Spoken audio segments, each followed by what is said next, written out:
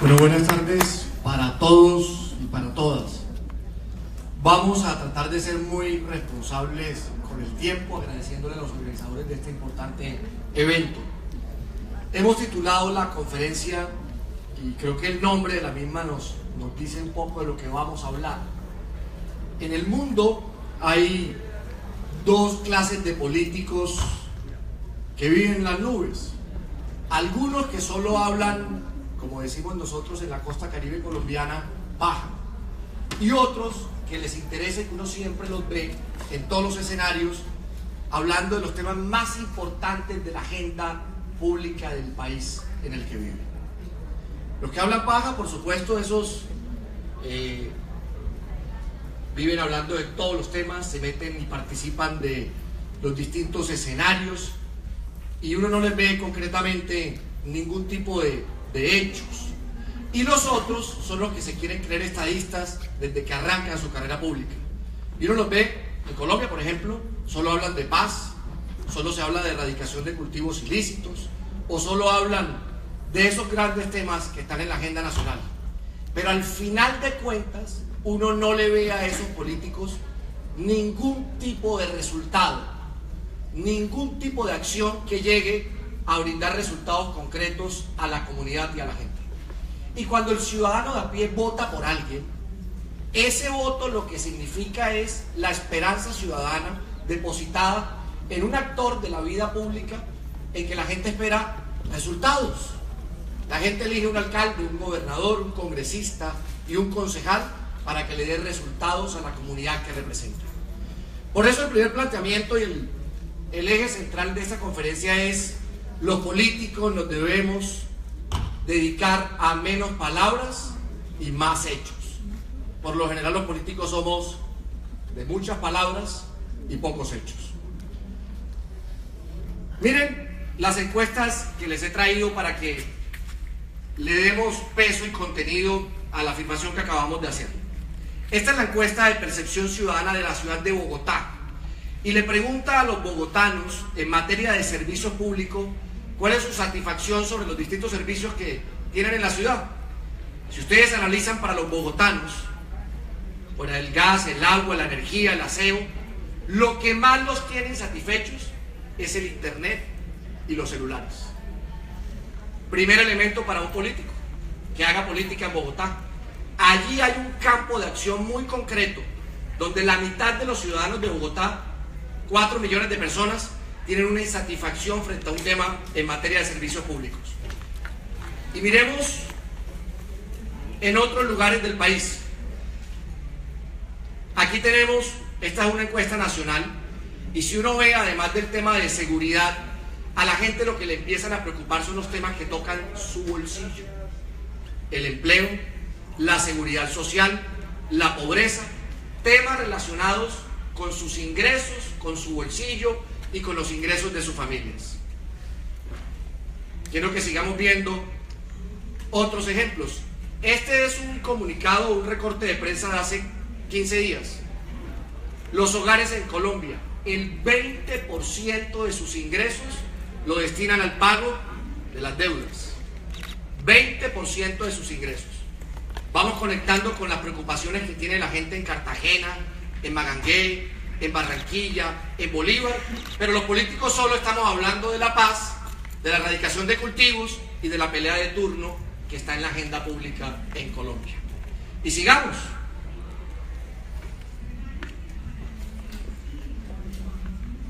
Esta es una encuesta que mide los gobiernos Uribe y Santos, el Gallup Poll, y ahí vemos que los temas relacionados con el poder adquisitivo, los temas económicos y el renglón azul, que es el que está arriba de otros, son los que llevan la mayor preocupación de los colombianos en nuestro país. Aquí tenemos una importante descripción de lo que les estoy diciendo. ¿Cuáles son las mayores preocupaciones cuando le preguntan a un ciudadano en los próximos 6 meses? Yo estoy seguro que a usted lo encuestan y le preguntan su preocupación de aquí a diciembre, ¿cuál es la suya? Yo no creo que sea si Timochenko,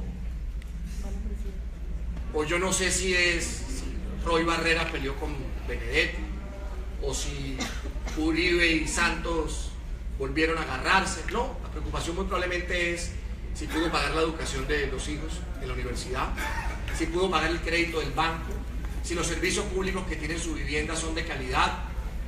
Esos son los temas que tienen preocupado a muchos de los colombianos en el día a día, y a los políticos se nos olvidan esos temas.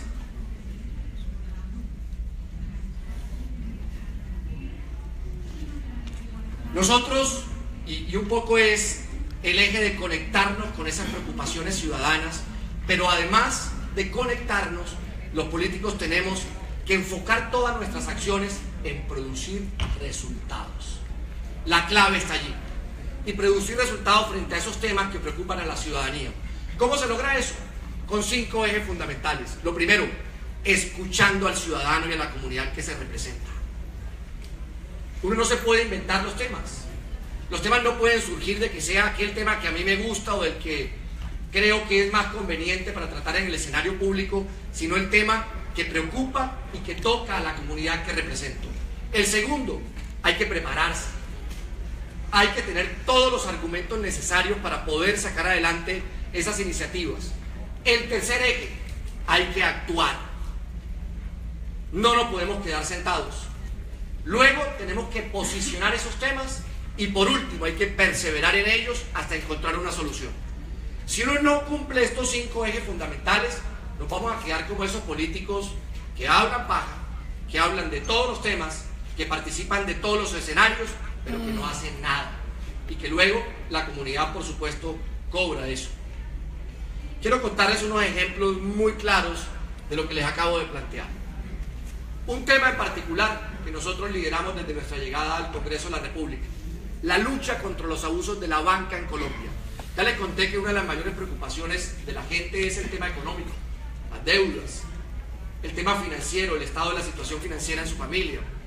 Aquí había un tema que nadie en Colombia tocaba, que nadie en Colombia le prestaba mucha atención, o que nadie en Colombia se atrevía a meterse con él. Y es que los servicios bancarios en este país, en la última década, o hace más de 10 años, venían creciendo en sus costos muy por encima de lo que le crecía el salario mínimo a los colombianos. Es decir, muy por encima de la inflación. Mientras a un colombiano su salario le crecía el 4%, los bancos se daban el lujo de aumentar de un año a otro el retiro en ventanilla de dinero en un 25%. Mientras a un ciudadano, en este periodo, por ejemplo, medido de 2007 a 2010, el margen de inflación fue del 4.3%, pues a ese ciudadano una transferencia en internet le aumentó el 14.99%. Es decir, estos abusos de las entidades financieras del país de alguna manera estaban ayudando a empobrecer a los colombianos, estaban tocando en el bolsillo a la gente y nadie decía nada, ni nadie actuaba en esa materia. ¿Qué más encontramos?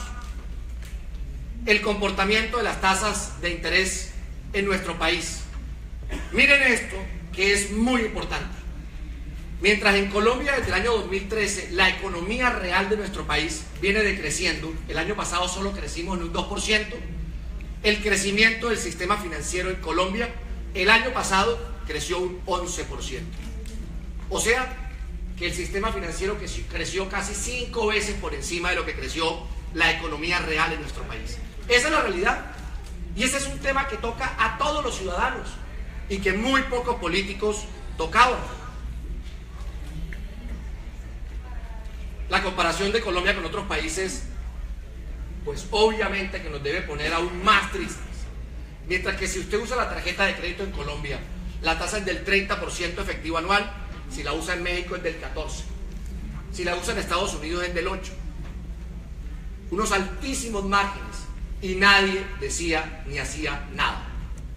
La concentración del mercado, aquí hay solo 3 actores que manejan el 66% del mercado crediticio en Colombia, 3 grupos: Aval, Bancolombia y Davivienda.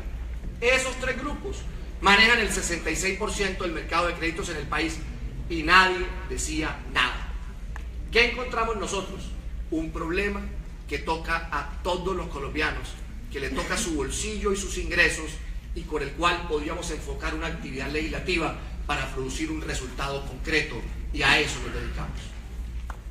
Y ya les voy a contar con qué herramientas, y las herramientas que puede tener cualquier persona que esté en la vida pública para poder producir esos resultados. Yo le he llamado, y en la presentación no está, pero le he llamado la utilización de todas las formas de lucha. Todo lo que haya que hacer para producir esos resultados, obviamente dentro del marco de la legalidad, de lo que nos permite la Constitución y la ley. Presentamos proyectos de ley, hicimos debates de control político, hicimos movilizaciones ciudadanas, hicimos reuniones estratégicas, utilizamos portales web, blogs, por supuesto utilizamos los medios de comunicación y sobre todo, y en particular, las redes sociales. Con todas estas acciones, nosotros empezamos a trabajar ese tema del que ya les hablé y produjimos unos resultados muy concretos que hoy se ven. ¿Qué ha pasado a partir de que empezamos todas estas acciones? Hoy llevamos aprobadas 6 leyes que tocan y enfrentan los abusos de ese sistema financiero que le afecta, por supuesto, el bolsillo a millones de colombianos. Esta ley, en Colombia, por ejemplo, sancionaban a los que prepagaban un crédito. Al buena paga le ponían una multa. Con eso los bancos fidelizaban de manera forzosa a los clientes, los amarraban a permanecer durante toda la vigencia del crédito, y de esa manera no había ningún incentivo para que los bancos compitieran entre sí. Cuando aprobamos esta ley, no solo se le entregó un beneficio a más de 8 millones de usuarios de créditos en Colombia, sino que la ley impulsó a la competencia bancaria, se empezaron a comprar carteras entre sí y ayudó a bajar la tasa de interés en Colombia. Miren, por ejemplo, son 8.2 millones de colombianos los que se beneficiaron de esta ley de pago anticipado de créditos. ¿Qué dijo la NIF cuando se aprobó? La NIF evaluaba todas las leyes del sistema financiero y del desarrollo financiero de Colombia del periodo 2010-2012. Dijo la NIF que la ley de prepago de créditos había sido la ley de mayor impacto para el desarrollo financiero del país y le dio una calificación de 5 sobre 5. Otras iniciativas, la ley de topes bancarios. Con esta ley logramos que el retiro en un cajero de otra red costara la mitad de lo que hoy cuesta o de lo que costaba antes de la expedición de la ley. Logramos que las transacciones fallidas no fueran cobradas. Logramos que el internet fuera el medio transaccional más barato del mercado. Logramos que no le pudieran aumentar la tarifa a los usuarios si no le avisan con 45 días de anticipación. Y quiero decirles que siempre que presentamos estas iniciativas, las entidades que defendían este sector, por supuesto, se oponían a los debates, se oponían a las leyes, se oponían en los medios de comunicación. Por eso el factor de investigar y de prepararse a la hora de asumir una posición y a la hora de liderar una causa es tan importante para poder lograr ese resultado que se espera. Si uno como político asume una causa y la asume sin la debida argumentación, sin el contenido necesario, no va a lograr el resultado esperado para el cual el elector deposita su voto y su confianza en ese político que elige. Y no solo fue la ley de topes, también sacamos la ley de precios transparentes, que ayudó y generó un incentivo muy importante en materia pensional. En el capítulo bancario el gobierno aún nos está debiendo que la ley entre en vigencia. ¿Qué va a pasar cuando esta ley entre en vigencia? Obligamos a los bancos a crear una tasa unificada. Cuando la gente va a hacer un crédito o un CDT, le dicen la tasa, pero nunca le dicen que además de la tasa les ponen otros costos adicionales, las arandelas, que uno nunca conoce en la letra menuda. Le vamos a obligar a los bancos que además de la tasa publique otra tasa que incluya todos los costos asociados a ese producto y la gente pueda comparar y ver cuál entidad es más cara o barata. Y esto, amigos, nos llevó a otra iniciativa, la ley de costos financieros. Descubrimos que el 95% de las cuentas de ahorros en Colombia, 55 millones de cuentas, la rentabilidad que le pagaba a sus usuarios era de 0. Mientras el banco, si iba a hacerle un microcrédito a usted, le cobraba el 50% efectivo anual. La rentabilidad que le pagaba en la cuenta era de 0. Con esta ley pusimos a todos los bancos a pagar intereses en cuentas de ahorros sin importar el monto ni los días que dure el dinero depositado. Hicimos otra cosa, que la gente pudiera retirar los 10.000 pesitos que antes le retenían. El saldo ese mínimo obligatorio. Para un estudiante son varios días de buses, o para un colombiano que vive de la economía informal. La Plenaria del Senado aprobó esta noche en último debate el proyecto de ley de costos financieros, cuyo autor es el representante David Barguil, y que beneficiará a más de 20 millones de usuarios de cuentas de ahorro de los bancos del país. El Congreso aprobó una iniciativa que obliga a todos los bancos de Colombia a pagarle interés a los usuarios que guarden su dinero en cuentas de ahorros, aunque sean montos pequeños. La iniciativa, que va para sanción presidencial, también permite dejar la cuenta en cero. Las cuentas inactivas no pagarán manejo. Además, los bancos pagarán rentabilidad mínima positiva. Y las entidades financieras no pagan ni un solo peso de interés por esos pequeños montos. Pues desde ahora esto cambiará, gracias a una ley que acaba de ser aprobada en el Congreso de la República. Tenemos que actuar. Los políticos no nos podemos quedar sentados, entendiendo que hay problemas que tocan la vida de los ciudadanos, que tocan los intereses de la gente y no hacer nada. Tenemos que focalizar las acciones y el trabajo que emprendemos y actuar, como lo planteaba, como uno de los ejes fundamentales del trabajo de cualquiera que esté en la vida pública.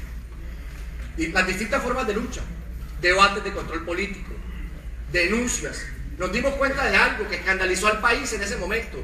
Descubrimos, estos son datos reales, un colombiano que vivía en el estrato 1, este ejemplo es del estrato 3 en Bogotá, pero había uno del estrato 1, que tenía un apartamento, pagaba 180.000 pesos de predial. Ese mismo colombiano pagaba al año por su cuenta de ahorros más de 500.000 pesos. Es decir, le pagaba más al banco que al Estado por el predial, solo por manejar su cuenta. Miren lo que pasó. Resultados. Resultados. Si se hace la tarea, si se actúa, se dan resultados. En el año 2012, cuando se aprobaron 2 de estas leyes, hicimos los primeros debates. El gobierno expidió el primer decreto que reglamentó la ley de topes bancarios. Esa franja naranja que ustedes ven es el indicador de los precios de las tarifas del sistema financiero en Colombia. De manera inmediata se cayeron, como efectos del debate y de las leyes. Después comenzaron a subir nuevamente. Esta es una tarea donde toca perseverar, pero se dieron resultados concretos que beneficiaron a millones de colombianos y le ahorraron miles de millones de pesos a los ciudadanos de este país. Movilizaciones. No nos quedamos con los debates y las leyes. Creamos una cosa que se llamaba el Pacto por la Reactivación Económica de Colombia. Hicimos un plantón. El presidente del Partido Conservador, David Barguil, encabezó un plantón frente a la sede de la Superintendencia Financiera. Protestaba por los altos costos de los servicios que brinda el sector bancario. Durante esta protesta, los usuarios se entregaron las exageradas cifras que están cobrando las entidades financieras a los usuarios por los servicios. Protestas como estas se van a realizar en otras ciudades del país. Y los conservadores estuvieron rodeados hoy por la policía. Ocurrió hoy durante un plantón en las afueras de la bancaria, donde protestaban por los altos cobros de los servicios bancarios. Muy bien. Reuniones, leyes, debates, movilizaciones. Aquí estuvimos con el presidente del gremio bancario. Como lo ven, no me estaba mirando con mucho cariño. ¿Y saben qué pasó después de todo esto? Después de haber lanzado el pacto, nos unimos con el Boletín del Consumidor para contar todo este tema de las tarifas. Creamos el portal defensordetubolsillo.com, un blog utilizando las redes y obviamente la tecnología. Creamos un semáforo, un top de abusos, publicamos las tarifas bancarias para que la gente las pudiera comparar. Y miren que esto no es fácil para que un blog de un político, 3 millones de consultas desde que creamos el blog. Más de 1 millón de personas lo han visitado y lo han utilizado en este tema de las cifras y de las denuncias del sistema financiero de Colombia. Medios de comunicación han sido unos aliados, por supuesto, cuando uno muestra resultados y se empeña en contar la verdad de lo que está sucediendo. Y redes sociales. Logramos, no solo a través de la creación de unas cuentas de Twitter y de una afirmación digital exigiendo la bajada de las tarifas financieras, sino que logramos hacerlo tendencia en varias ciudades del país y en toda Colombia, exigiéndole a los bancos que bajaran sus tasas y tarifas. Como efecto de estos debates, esto fue cuando comenzamos el año anterior, cuando se le habló al país de una posible crisis económica, tuvimos respuestas. Colpatria, por ejemplo, sacó una línea de 0 costos en cuota de manejo, en retiros y en consultas para todos sus usuarios. Helbank también sacó una línea de productos gratuitos. Fondo Nacional del Ahorro inmediatamente sacó unas tasas de interés mucho más baratas y unos beneficios a sus usuarios. sí se pueden producir resultados si se hace la tarea, si se persevera y si se actúa defendiendo el interés del ciudadano en un tema concreto, específico y particular. Los políticos queremos hablar de todo, queremos estar metidos en todo, nos autoinvitamos a todo. Evento que se respete, hay un político. Ojalá todos los políticos de Colombia, desde todas las esferas e instancias, se concentraran en defender unos temas en específico y en particular y se dedicaran a producir resultados en esos temas. Muy seguramente tendríamos un país mucho mejor y con unos sectores funcionando para beneficio de todos y todas en Colombia. Y no solo ha sido el tema financiero en el que hemos hecho una labor que ha sido orientada por esta estrategia que hemos definido y planteado hoy aquí. Un tema fundamental que además tiene que ver con mi historia. Yo fui a la universidad con un crédito del ICETEX. Esa fue la forma que tuve para poder acceder a mi carrera. Y yo me di cuenta cuando me gradué, a mí me pasó, que debía el triple de lo que me habían prestado por el crédito educativo. Pero yo fui un afortunado, yo tuve trabajo enseguida, pude pagar mi crédito, pero yo pensaba, ¿cuántos jóvenes no se gradúan, no tienen un trabajo? ¿Cómo hacen para pagar el triple de lo que les prestaron? Los más pobres del país, la entidad pública que financia la educación superior de los más pobres de Colombia, está peor que los bancos. Y esa fue la primera ley que radicamos, cero interés para los créditos del ICETEX para estudiantes de estrato 1, 2 y 3 en el país. Más de 500.000 muchachos hoy se han beneficiado de esta ley. Más de 500.000 jóvenes no pagan intereses por su crédito educativo. Yo tengo profundamente claro que la única posibilidad de que este país salga adelante es con la educación. El día que los más pobres tengan la posibilidad de que sus hijos se vuelvan médicos, enfermeras, contadores, ingenieros. Ya vi el letrero, pero ayúdenme a quitarlo para poder ver la presentación, por favor. Nos quedan 5 minutos. Hemos estado en contacto permanente con los universitarios, con los jóvenes. La tecnología también a veces juega un papel en contra. Quiero finalizar con un tema donde aplicamos esa máxima de todas las formas de lucha, el tema de Electricaribe en nuestra región. Allí, y ese tema lo queríamos traer porque ese tema, cuando comenzamos a liderarlo hace más de 6 años e hicimos el primer debate, era un tema que no era un tema de la agenda nacional, era un tema de los costeños. Y cuando uno iba a Bogotá a hablar de Electricaribe, ni le entendían de qué se estaba tratando ese tema. Pues lo primero que hicimos fue volver el tema de Electricaribe un tema de la agenda nacional. Y para ello empleamos, quiero pasar rápidamente, esto es el tema de telefonía celular, que pasó lo igual que con bancos. Hoy nosotros, ahí se logró que se eliminaran las cláusulas de permanencia, pero quiero irme al final al tema de Electricaribe, que nos deja unas enseñanzas muy importantes. Siempre se oponen los que defienden obviamente los intereses de unos sectores, y por eso siempre hay que perseverar. Ese es otro mensaje que tiene que quedar muy claro en esta conferencia. Actuar y perseverar si queremos obtener resultados frente a los temas que estamos liderando. Electricaribe. Miren, cuando comenzó esa lucha, este fue un buen artículo que dice: el primer día Dios hizo la luz y el segundo Electricaribe la quitó. Electricaribe afectaba 10 millones de personas en la costa caribe colombiana. ¿No creen ustedes que era justo que los políticos de la costa, que así pasó y así se hizo, porque aquí estuvimos unidos todos los políticos de distintos sectores, nos uniéramos alrededor de una causa que tocaba la vida de 10 millones de personas? Y esa es la tarea. ¿Qué hicimos? De todo. Debates de control político, fueron 7. Decálogo de soluciones que aplicamos e implementamos en el Plan Nacional de Desarrollo del segundo gobierno de Juan Manuel Santos. Repartimos volantes en toda la región. Recogimos 500.000 firmas en los 7 departamentos. Creamos una firma digital para que todos nos pudieran acompañar. Instalamos contadores en las capitales de la costa contando los días que se iba a demorar el gobierno en actuar. Exigimos la intervención de la empresa. Y luego de todas estas luchas, el gobierno decide intervenir Electricaribe. Y no nos quedamos allí, sino que seguimos. Hicimos una gran marcha en distintas ciudades del Caribe para mostrar que estaba la ciudadanía comprometida con una causa, exigiéndole al gobierno soluciones definitivas. Las redes jugaron un papel fundamental. Fuimos tendencia no solo en las ciudades del Caribe, sino que en Bogotá. El hashtag Pa' Fuera Electricaribe fue tendencia en varias oportunidades por el apoyo que las redes, obviamente, en estos temas que tocan la vida diaria de los ciudadanos. Cansados del mal servicio de Electricaribe, decenas de usuarios iniciaron una caravana por la costa atlántica para protestar contra la empresa. La movilización llegó a Cartagena. Rubén Salazar. Fuimos a dormir a la calle.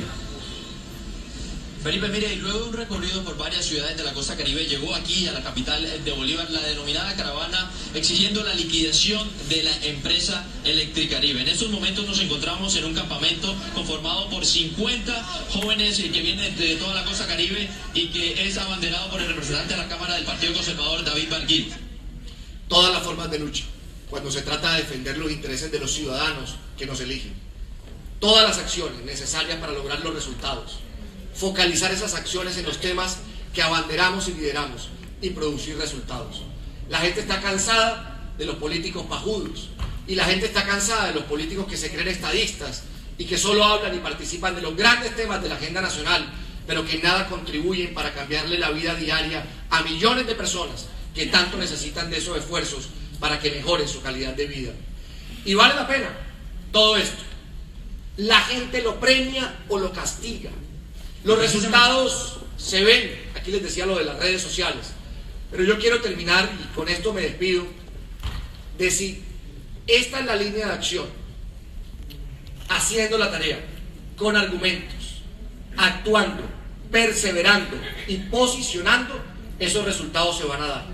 En nuestro caso, lo hemos logrado con el tema financiero, lo hemos logrado en materia de la telefonía celular, lo hemos logrado en materia de los créditos que se otorgan a los más pobres del país, y en otros temas que se están liderando en defensa del bolsillo de los ciudadanos y levantando la voz por esos que no tienen voz. Y les aseguro, a aquellos que están aquí de la política o a consultores o a todos los que nos acompañan en esta conferencia, vale la pena y produce resultados. En mi primera elección obtuvimos 48.000 votos. En la pasada, hace 2 años, llegamos a casi 92.000. Eso nos permitió luego ser postulados para presidir el Partido Conservador, un partido de 170 años de historia con tan solo 32 años. Y esta semana, comenzando, muchos de mis colegas y miembros de mi partido nos han pedido asumir una candidatura a la presidencia de Colombia para defender los intereses y el bolsillo de todos los colombianos. Muchas gracias.